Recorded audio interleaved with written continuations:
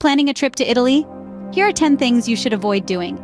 Imagine savoring the perfect pasta in Rome, gazing at the timeless beauty of Florence, or navigating the enchanting canals of Venice. These experiences can be marred by easily avoidable tourist faux pas. We will touch upon them, from dining near major hotspots to overlooking regional differences. But fret not. Armed with these insights, your Italian sojourn will be nothing short of fabulous.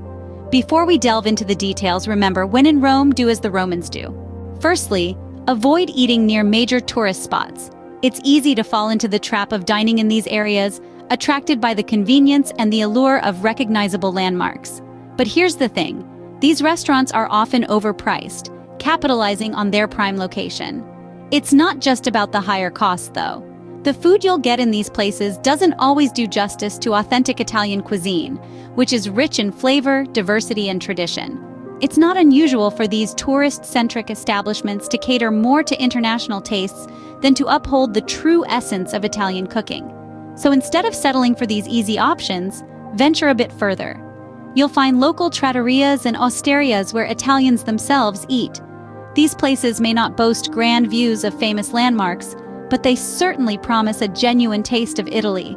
Venture a bit further and discover the true flavors of Italy. Secondly, don't assume everyone speaks English. While English is widely spoken around the world, it's not universal. In Italy, especially in more rural areas or amongst older generations, you'll find that English isn't as common. So, before you jet off to the land of pasta and gelato, it might be wise to master a few Italian phrases. This doesn't mean you need to be fluent, but knowing how to say please, thank you, excuse me, and of course, where's the nearest pizzeria, could make your trip a lot smoother.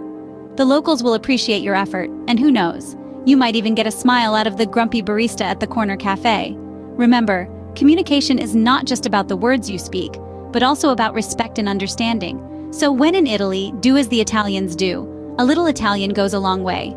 Third on our list is not to disrespect religious sites.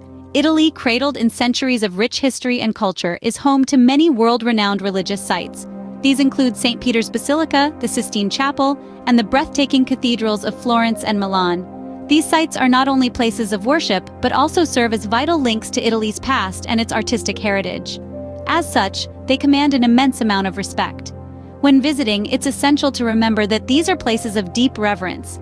Keep your voice low, maintain a respectful demeanor, and avoid flashy or revealing clothing. It's not just about following rules.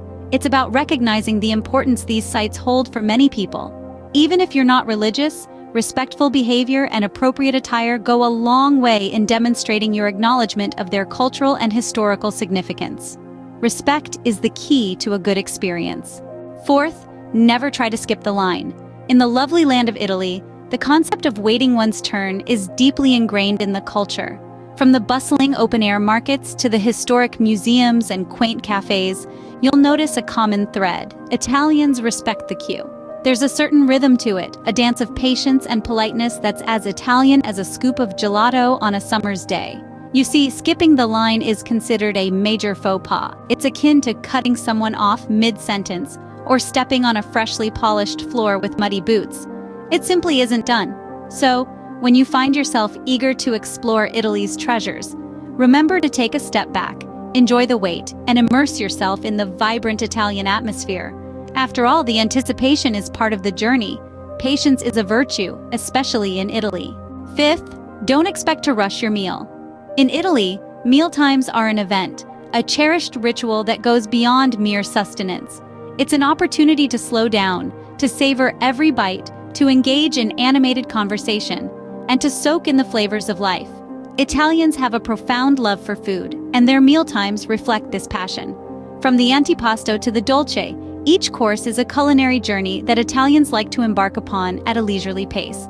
So if you're planning to grab a quick bite, you might want to rethink your strategy. Allow yourself to get lost in the rhythm of Italian dining. Taste each ingredient, appreciate the craftsmanship that goes into every dish, and let the conversation flow. Remember, in Italy, dining isn't just about eating, it's about connecting. It's about celebrating life, one delicious mouthful at a time. In Italy, food is a celebration. Sixth, avoid using cars in major cities. Italy is known for its picturesque towns and bustling cities, but the beauty often comes with a side of heavy traffic and limited parking. The narrow, winding streets of Rome, The canals of Venice and the steps of Florence were built for pedestrians, not a fleet of cars. It's not only challenging to navigate, but it can also take away from the charm of the Italian experience. Moreover, Italian cities are well served by a network of public transportation. Buses, trams, and metro systems are not just affordable, but they are also a practical way to get around. They can whisk you to your destination while giving you an authentic taste of local life. Then there's the joy of walking. Exploring on foot allows you to discover hidden gems that you might miss when you're behind the wheel. In Italy, travel smart, not hard. 7th, don't overpack. When traveling to Italy, or anywhere for that matter, packing light is your best bet. Not only does it save you from lugging around heavy suitcases, but it also allows you to navigate through Italy's beautiful, yet often uneven streets with ease. Imagine strolling through quaint cobblestone streets of Rome, or climbing the many stairs in Positano, without the burden of a massive suitcase. Sounds dreamy, doesn't it? Furthermore, packing light gives you the freedom to move around and explore without restriction. It allows you to be spontaneous, to adjust your plans on a whim, and to embrace the Italian spirit of dolce far niente, the sweetness of doing nothing. And let's not forget, Italy is a fashion capital. So leaving some room in your suitcase for a few Italian fashion finds is always a good idea. So remember, travel light and enjoy the journey.